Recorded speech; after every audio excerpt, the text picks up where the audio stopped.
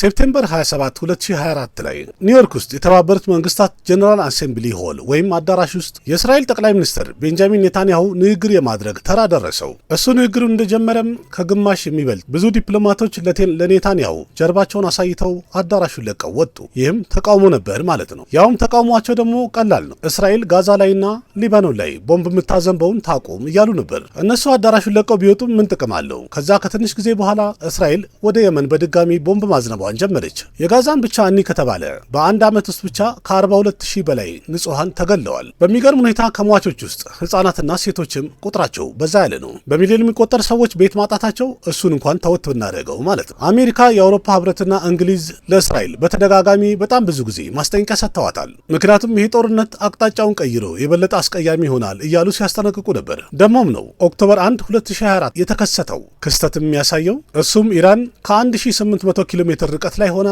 ከ200 በላይ ባላስቲክ ሚሳኤሎችን ወደ እስራኤል ተኩሳለች፣ አዝንባለች። በመቀጠልም የወጡ መረጃዎች እንደሚያሳዩት እስራኤል ለኢራን ከባድ የሆነ ማስጠንቀቂያ ልካላታለች ተብሏል። ዓለም ይህን ነገር ሁሉ በአጠቃላይ ለማስቆም ጥረቷን እየቀጠለች ነው ያለችው። ግን የእስራኤልን ብናይ ደግሞ በአካባቢያ ወይም በዙሪያ ያሉትን 5 ሀገራት አንድ በአንድ እያጠቃች ነው ያለችው። አሁን ትልቁ ጥያቄ የሚሆነው በአረብ ሀገራት የተከበበችው እቺ ትንሿ እስራኤል ይህን ያህል ከባድ ኃይልና ከቁጥጥር ውጭ የሚያደጋትን አቅም ከየት አመጣች የሚለው ነው። የዓለማችን ትልልቅ ሀያል የሚባሉ ሀገሮች ለእስራኤል በተደጋጋሚ ማስጠንቀቂያ ቢሰጧትም እስራኤል ግን አላቆምም ያለችው ለምንድን ነው? ዓለም ድንቅ ናት በሚለው ፕሮግራም በድጋሚ ተመልሻለሁኝ። መልካም ቆይታ። ውድ ተመልካቾች፣ የእስራኤል ትክክለኛ አቅሟ ምንድን ነው ብለን ከማየታችን በፊት አሁን ያለውን ነገር እስቲ በትንሹ ቃኘት እናድርገው። የእስራኤልና የፍልስጤም እንኳን ጦርነት የሚታወቀው ወይም ደግሞ የተጀመረው ሁለቱ ባልነበሩበት ሰዓት ነበረ። በእርግጥ የሁለቱ ጸብ በጣም የቆየና ለረጅም ጊዜ አብሮ ያለ ሲሆን በተለያየ ቦታ ላይም ሰምታችሁት ይሆናል። ግን ትልቁ ነገር ፍልስጤሞች እስራኤሎችን ካስጠጉ በኋላ ወይም አገራቸው ከገቡ በኋላ ገፍተው አንድ ትንሽ ቦታ ላይ አስገብተዋቸዋል። ያም ደግሞ ጋዛ ይባላል። ያም አካባቢ ሲለካ 360 ስኩዌር ኪሎ ሜትር ስፋት ያለው ቦታ ነው። በጣም የሚገርመው ነገር ጋዛ ስትሪፕ የተባለ አካባቢ ላይ መውጣትም በጣም ከባድ ነው። ወደ ውስጥ መግባትም የዛን ያህል እጅግ በጣም ከባድ። ምክንያቱም በአንድ በኩል ሜዲትራኒያን ውቅያኖስ አለ፣ በአንድ በኩል ግብጽ፣ በሁለት በኩል ደግሞ እስራኤል ከባ ያዘችው አንድ የተዘጋ አካባቢ ነው። አስፈላጊ የሆኑ የተለያዩ እርዳታዎችም ሊደርሳቸው የሚችለው እስራኤል በፈቀደች ሰዓት ብቻ ነው። ስለዚህ የተለያዩ እንግዲህ ኢንተርናሽናል ኮሚኒቲዎች እንደሚሉት ከሆነ ጋዛን የዓለማችን እጅግ በጣም ትልቁ ኦፕን ኤር ወይም ክፍት ቦታ ላይ ያለ ትልቁ እስር ቤት ነው ብለው ይጠሩታል። ጋዛ በአሁኑ ሰዓት ላይ በሐማስ ቁጥጥር ውስጥ ነው ያለው። ሐማስ ማለት ደግሞ አንድ የታጠቀ ትልቅ ኃይል ነው። ባለፈው ዓመትም ሐማስ ወደ እስራኤል በ100,000 የሚቆጠሩ ሚሳኤሎችን ተራ በተራ ተኩሷል። ለዛ መልስ ይሆናል ብላ ደግሞ እስራኤል የአጸፋ መልስ የሰጠችው በአስገራሚ ሁኔታ እስካሁን ድረስ አላበቃም፣ እንደቀጠለ ነው። ግን የሚያሳዝነው በዚህ ጥቃት የጋዛ ንጹሃን ዜጎች በጣም እየተጎዱ እየተሰቃዩ ያሉበት ሁኔታ ነው ያለው። ስለዚህ ንጹሃን ዜጋም እንኳን ባይፈልግም ለነጻነቱ ለነፍሱ ሲል ወደዚህ ጦርነት ተገዶ እየገባ ነው ያለው። አስቡት፣ ከ42,000 በላይ ሰዎች ተገለዋል። ከነዛ መሃል ህጻናትና ሴቶችም አሉበት የተባለ ነው። በጣም ብዙ ሰዎች ቤት አጥተዋል። የቆሰሉ ሰዎችን መቁጠር እጅግ በጣም ከባድ ነው። እስካሁን ድረስ ቁጥሩ አይታወቅም። ጋዛ በፊት እንግዲህ አንድ ከተማ ነበር። አሁን ግን የፍርስራሽ መሰብሰቢያ ይመስላል። እስራኤሎች የሚሉት እንግዲህ ሐማስ ያለውን ትጥቅ እንዲፈታ እንዲሁም ደግሞ የሚያስታጥቀውን ኃይል ራሱ ማጥፋት ስለምንፈልግ የአጸፋ መልስ የሰጠን ነው እያሉ ነው። እንዲያውም ይህን ጉዳይ አናቋርጥም፣ እናጠፋቸዋለን የሚል አቋም ላይ እንዳሉ በተደጋጋሚ ተናግረዋል። ግን ማንም ቢያስበው የማይዋጥለት አንድ ትልቁ እውነት ምንድን ነው? በ2017 የወጣ መረጃ እንደሚያሳየው የጋዛ የህዝብ ብዛቷ 500,000 ይደርሳል የተባለ ሲሆን ከነዛ መሃል 42,000 ሰዎች ማለትም የህዝብ ብዛቷን 8.5% የሚሆነው ማህበረሰብ እንዴት ብሎ የነሱ አማጺ ወይም ደግሞ ታጣቂ ሊሆን ይችላል ብለው ያስባሉ። የእስራኤል ጥቃት በጣም እየከፋና እየተጫናቸው የሄደበት ሁኔታ ስላለ የጋዛ ነዋሪዎች ከዚህ ለማምለጥ ያላቸው አንድ መንገድ ብቻ ነው። እሱም ጋዛ ስትሪፕን ትተው ወደ ሊባኖስ መሸሽ ብቻ ነው። ሊባኖን ማለት ደግሞ በአሁኑ ሰዓት ላይ የእስራኤል የአየር ኃይሎች በኃይለኛው እየጠቀጠቋት ወይም ቦምብ እያዘነቡባት ያለበት ሁኔታ ነው ያለው።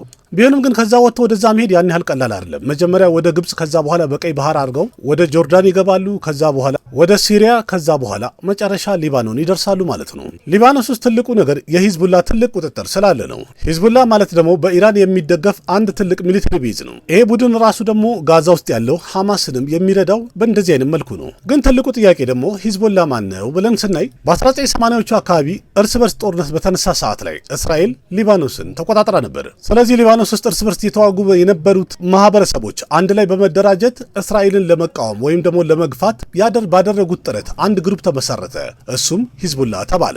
በሰዓቱ ባደረጉትም ከፍተኛ ትግል በእርግጥ የእስራኤልን ኃይል በአጠቃላይ መልሰው ቦታቸውን ቢያስመልሱም ከዛ በኋላ ሊባኖስን ሙሉ ለሙሉ ተቆጣጥሮ አንድ ትልቅና ኃይለኛ የሆነ ሚሊተሪ ቤዝ መቋቋም ችለዋል። ቢሆንም ግን መንግስት ሌላ ነው፣ ሂዝቡላ ሌላ ነው። አንዳንድ መረጃዎች እንደሚያሳዩት ከሆነ ሂዝቡላ ያለው አቅም ከሊባኖስ ወታደራዊ ኃይል ወይም ደግሞ ካላት የመከላከያ ሰራዊት የበለጠ ነው ብሎ ይመሰክራሉ። ዋነኛና ትልቁ ምክንያት ደግሞ የኢራን ትልቅ ድጋፍ ስላላቸው። ስለዚህ ሂዝቡላ ከተመሰረተ ጊዜ ጀምሮ ለእስራኤል ከፍተኛ አደጋ የሆነባት ወይም ደግሞ አስፈሪ ኃይል የሆነ የተለመደ ነገር ነው። ምክንያቱም እስራኤልና ሂዝቡላ እርስ በርስ የሚያደርጉት ግብግብ በየጊዜው ስለሚሰማ አሁን ላይ እንደ ተራ ነገር የተለመደ ሆኗል። ግን ባለፈው ዓመት እስራኤል ጋዛን እያጠቃች መሆኗን በተናገረች ሰዓት ላይ ሂዝቡላዎች ሐማስን እንደሚደግፉ፣ ጋዛን ነጻ እንደሚያደርጉ በግልጽ ወጥተው ተናግረዋል። ስለዚህ እንግዲህ ነገሩ በሁለት ስለተከፈለ ለእስራኤል ነገሩ እጥፍ እየሆነባት ነው ያለው። ምክንያቱም ጋዛን ማጥቃቱ የቀለላትን ያህል በዛው ልክ ደግሞ ወደ ሂዝቡላም እኩል ጥቃት ማድረግ ይኖርባታል ማለት ነው። ሊባኖስንም በደንብ ለማጥቃት ደግሞ ትልቅ ምክንያት ይፈልጉ ነበረ፣ ወይም ደግሞ ጥቃት ለመፈጸም ይሄ ነው ምክንያቴ የሚሉት አንድ መረጃ ይፈልጉ ነበር።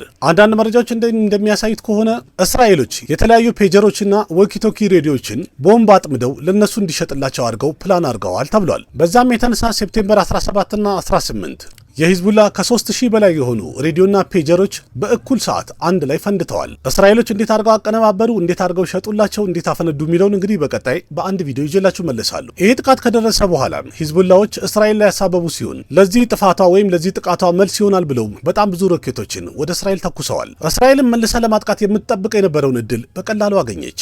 ሮኬቱ በተተኮሰ በማግስቱ እስራኤል በፍጥነት ወደ ምስራቅ ሊባኖስ የተለያዩ የአየር ጥቃቶችን በኃይለኛው አቀጣጥላ ቀጠለች። በዛ ጥቃት የተነሳም በሺ የሚቆጠሩ ሰዎች ቤታቸውን ትተው ሮጠው ለማምለጥ ግድ ሆነባቸዋል። በእርግጥ ባደረገችው ጥቃትም የሂዝቡላ ኮማንደር የሆነው ሐሰን ነስሩላን ለመግደል ተሳክቶላታል እስራኤል። ቢሆንም ግን የዓለማችን የተለያዩ አገራት ወይም የተለያዩ መሪዎች ሚድል ኢስት ላይ እየተፈጠረ ያለውን ይህን ግብግብ ገና ከጅምሩ ለመቋጨት የሚችሉትን ያህል ከፍተኛ ጥረት እያደረጉ ነበር። ከዛ በተጨማሪም ለዚህ ስራ እስራኤልን በጣም ብዙዎቹ ወቅሰዋታል፣ አጥላልተዋታል። ስለ እርዳታ ብንል በዓለማችን እንግዲህ የተለያዩ አገራት ለጋዛ የተለያየ እርዳታ ለማቅረብ ቃል ገብተዋልም አድርሰዋል።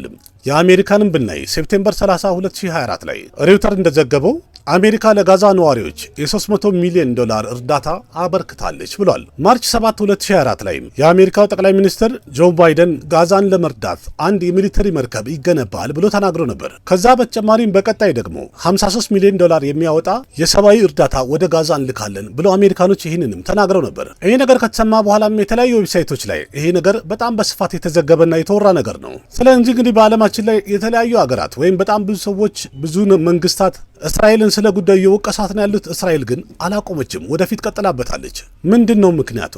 በዙሪያውም እንደዚህ አረብ ሀገሮች የከበቧት ትንሿ እስራኤል ይህን ያህል ከቁጥጥር ውጭ የሆነችበት ማንም ሊይዛት ሊጨብጣት ያልቻለበት ትልቁ ሚስጥር ምን ጋ ነው ያለው የሚለውን ስናይ ደግሞ በጣም አስገራሚ የሚያደርገው ያለፉት አንድ ዓመታት ዩናይትድ ኔሽን ካውንስል ላይ 3 ጊዜ ይሄ ጉዳይ ለፍርድ ቀርቦ ነበር፣ ወይም ደግሞ ይታይልኝ በሚል ተሰብስበው ነበረ። በዚህ ውሳኔም ወይም የተባበሩ መንግስታት በሚያደርገው በዚህ ስብሰባ ላይ የተለያየ አገር መሪዎች የሚገኙ ሲሆን ውሳኔውም የሚጸናው ወይም ደግሞ የሚወሰነው የተለያየ አገሮች በሚሰጡት ድምጽ ነው። ይህ ውሳኔ በሚወሰን ሰዓትም ያኛው አገር ከመቀበል ውጭ ምንም አይነት አማራጭ የለውም። ግን ሶስቱም ስብሰባ ላይ የተኩስ አቁም ስምምነት ይደረግ ወይም ደግሞ ተኩስ ይቁም የሚለው ነገር በተወሰነ ሰዓት ላይ አሜሪካ ቪቶ በሚባለው ፓወራ ተጠቅማ ይህንን ተኩስ አቁም እንዳይወሰን አድርጋለች። አይገርምም? ያቺ አሜሪካ ለጋዛ ሰዎች የተለያዩ እርዳታዎችን አቀርባለሁ እያለች በሚሊዮን $1 አወጣለሁ ብላ የምትናገረው አሜሪካ ተኩስ አቁም እንዳይወሰን የምታከሽፈው ወይም የምታቋርጠው እሷ ሆና ተገኝታለች። ጁን 2024 ላይማ ተኩስ አቁም ስምምነትን በፎርም መልክ ወይም ደግሞ አንድ ፎርም አዘጋጅታ አሜሪካ ራሷ ወደ ተባበሩት መንግስታት አስገብታ ነበር። የተባበሩት መንግስታትም ይህን ነገር ተቀብሎ ያሳለፈው ነገር ነበረ። ግን በመጨረሻ ይህንንም ቪቶ በሚባለው ኃይሏ መልሳ ካንሰል አድርገዋለች። በአንድ በኩል ጦርነቱን ማንም አይፈልግም ይላል የአሜሪካኑ ጆ ባይደን። በተጨማሪ ደግሞ ቪቶ በሚባለው ወይም ድምጽ በድምጽ የመሻር አቅሟን ተጠቅማ መልሳ ጦርነቱ እንዲቀጥል ትልቅ አስተዋጽኦ እያደረገች ነው ያለችው። ከዛ በተጨማሪም ስቶክሆልም ፒስ ሪሰርች የተባለው ሳይት ላይ እንደሚያሳየው ከ2019 እስከ 2023 ወደ እስራኤል ከገቡ የተለያዩ የጦር መሳሪያዎች መካከል 69% የሚሆነውን መሳሪያ ከአሜሪካ የተገዛ ነው ወይም ከአሜሪካ ኤክስፖርት የተደረገ ነው። ከዛ በተጨማሪም በየዓመቱ የ$3.8 ቢሊዮን የሚያወጣ መሳሪያ ለእስራኤል በእርዳታ ይሰጣታል። ይሄ ጠቅላላ ኢንፎርሜሽን ጎግል አድርጋችሁ አውጥታችሁ ማየት ትችላላችሁ። ስለዚህ እንግዲህ ሁሉም ሰው የሚናገረው ነገር ትክክል ነው። በአንድ በኩል አሜሪካ ፊት ለፊት ወጥተው ጋዛ ላይ ያለ ጦርነት እንዲቆም ወይም ደግሞ እርዳታ በማቅረብ ትልቅ አስተዋጽኦ እያረኩ ነው እያሉ ነው ያሉት። በሌላ በኩል ደግሞ እስራኤልን በመርዳት ቢዚ ሆነዋል። ስለዚህ ጦርነቱ ሁል ጊዜ እየቀነሰ ይመጣል ተብሎ ተስፋ ሲደረግበት እየጨመረ የሚመጣው ዋና ምክንያት እዚህ ጋር ነው ያለው። ስለዚህ እንግዲህ በቀጣይ ጥቂት ጊዜ ውስጥ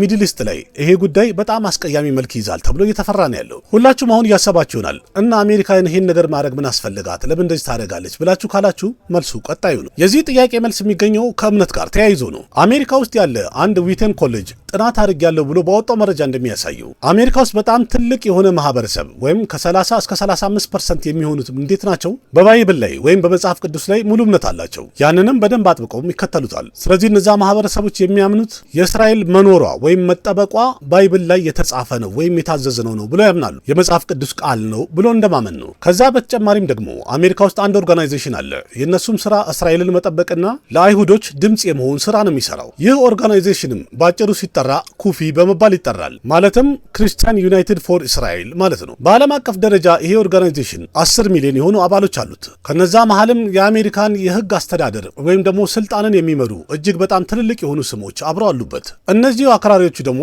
በሌላ አካል ዛዮኒስት የሚል ስም ይሰጣቸዋል። ግን በጣም የሚገርመው ነገር ክርስትና ሌላ ነው፣ ጁዊሽ ደግሞ ሌላ እምነት ነው። ግን በአስገራሚ ሁኔታ ዛዮኒስት የሚባሉት ማህበረሰቦች በአጠቃላይ እንቅስቃሴያቸው በአጠቃላይ የእስራኤልን መብት በማስከበር ዙሪያ ነው። ግን ትልቁ ዋናው ነገር ሁሉም ክርስቲያንና ሁሉም ጁዊሽ በአጠቃላይ ዛዮኒስትን ይከተላል ማለት አይደለም።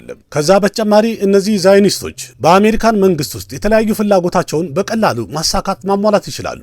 ይህንንም ስራ ደግሞ የሚሰራላቸው ኢፔክ ወይም ደግሞ አሜሪካን እስራኤል ፐብሊክ አፌር ኮሚቴ የሚል ስም ሰጥተውታል። ይሄ ኮሚቴ የዓለማችን እጅግ በጣም ከፍተኛ ኃይል ያለውና ትልቅ ተጽዕኖ የሚፈጥር ኮሚቴ ነው። ሌላውን አገር እንተውና አሜሪካ ላይ እንኳን ኮንግረስ ውስጥ የሚፈልገውንና በፈለገው ሰዓት ላይ ማንኛውንም ውሳኔ ማስወሰን አቅም አለው። የአሜሪካ ኮንግረስ ውስጥ እንግዲህ ጠቅላላ ነገር የሚዘጋጀው የሚወሰነው እዛ ነው። አዲስ ህግ ይመሰረታል፣ በጀት ይወሰናል። የጦርነትም ውሳኔዎች በቀላሉ የሚወሰነው የአሜሪካ ኮንግረስ ውስጥ ነው። የአሜሪካ ኮንግረሶችም ይህን ውሳኔ በአጠቃላይ በምርጫ ነው የሚወስኑት። ስለዚህ አንድ አካል መጥቶ የአሜሪካ ኮንግረስ ፓርቲ ብዙ ሰዎችን መግዛት ከቻለና እሱ የሚፈልገውን ነገር እንዲመርጡ ካዘዛቸው ይሄ ሎቢንግ ይባላል። ግን በጣም አስደናቂ የሚያደርገው ሎቢንግ ማድረግ አሜሪካ ውስጥ ህጋዊ ነገር ነው። ግን ህጋዊ ከመሆኑ በተጨማሪ ሌላም ተጨማሪ ህግ አለው። እሱም የሚያደርገውን ነገር በአጠቃላይ በይፋ መናገር ወይም ለህዝብ ይፋ ማድረግ ግዴታው ነው። ከዛ በተጨማሪም ደግሞ ጉቦ እየሰጠ እንደዚህ ነገር ማድረግ እንደሌለበትም በይፋ የተነገረ ነው። ማለትም የሚደረገው ነገር ወይም ስምምነቱ በአጠቃላይ ህዝብ ፊት ለፊት ይፋ ነው ማለት ነው። ኢፔክ የተሰኘው ሳይት ላይ በግልጽ እንደሚያሳየው የአሜሪካ ኮንግረስ ውስጥ የእስራኤልን መብት ለማስጠበቅ ሎቢንግ እንደሚሰራ በይፋ በግልጽ ተጽፏል። ከዛ በተጨማሪም የአሜሪካ ፕሬዚዳንት ለመሆን የተለያየ ምርጫ ያደረጉ ግለሰቦች በአጠቃላይ የኢፔክን እርዳታ ከጠየቁ በኋላ 98% የሚሆኑት በአጠቃላይ ምርጫ አሸንፈዋል። ከዛ በተጨማሪም ለእያንዳንዳቸው እስከ $40 ሚሊዮን ድረስ ተሰጣቸውም ያሳያል። ይሄ ግሩፕ የአሜሪካ ፖሊሲ ላይ የእስራኤልን ፍላጎቶች ወይም ጥቅም ለማስከበር የተለያዩ ስራዎችን መስራት ብቻ ሳይሆን እስራኤልን የሚቃወሙ ሌላ ስልጣን ለመያዝ የሚመጡ ሰዎች ካሉም እነሱን እንዲሸነፉ ለማድረግም ትልቅ ጥረት ያደርጋል። እዛው ዌብሳይት ላይ እንደተጻፈው ከሆነ 24 የሚሆኑ የምርጫ ዘመቻ ያደረጉ ግለሰቦችን እስራኤልን ይቃወሙ ስለነበሩ እንዲሸነፉ አድርገናል ብሎ በግልጽ የተጻፈ ነው። ስለዚህ እንግዲህ ኢፔክ የእስራኤልን ጥቅም ለማስከበር በሚያደርገው እንቅስቃሴ ላይ ጉዳዩ አስቀያሚ መልክ እያዘን ያለው እሱም ደግሞ እስራኤል ወደ ጋዛ ቦምብ ማዝነቧና የሰብአዊ መብት ጥሰቷ በአጠቃላይ ትክክል አይደለም ብሎ በደቡብ አፍሪካ የሚገኘው ኢንተርናሽናል ክሪሚናል ኮድ የሚባለው አይሲሲ ወይም ዓለም አቀፍ የሆነ የህዝቦች ፍርድ ቤት ስለዚህ እስራኤልን በዚህ ጉዳይ ከሰሳት። በእርግጥ ይህ ፍርድ ቤት የተባበሩት መንግስታት የራሱ አንድ ክፍል ሲሆን አሜሪካ ቀጥታ የምታዘው አካል አይደለም። አፕሪል 24 2024 ላይ የአይሲሲ ወይም የዚሁ ፍርድ ቤት አቃቢ ህግ የሆነው አሳድ ከሚኻን የተባለ ግለሰብ 12 የአሜሪካን ሴኔተሮች ስምና ፊርማቸው ያለበት አንድ ደብዳቤ ደረሰው። ደብዳቤውም የሚለው እኛ እንደሰማነው እስራኤልን ከሳችሁ የእስራኤል ጠቅላይ ሚኒስትር ቤንያሚን ኔታንያሁና ሌሎች ባለስልጣን የሆኑ ግለሰቦች ተይዘው ለፍርድ ይቅረቡ ብላችሁ ሬስት ዋራንት ልታወጡ እንደሆነ ሰምተናል። ስለዚህ እናንተ እንደዚህ ካደረጋችሁ እኛ ማለትም አሜሪካኖች በእናንተ ላይ የተለያየ ትልልቅ ማዕቀቦችን እንጥላለን። አንተና ቤተሰቦችህንም ወደ አሜሪካ መግባት ልንከለክላችሁ እንችላለን።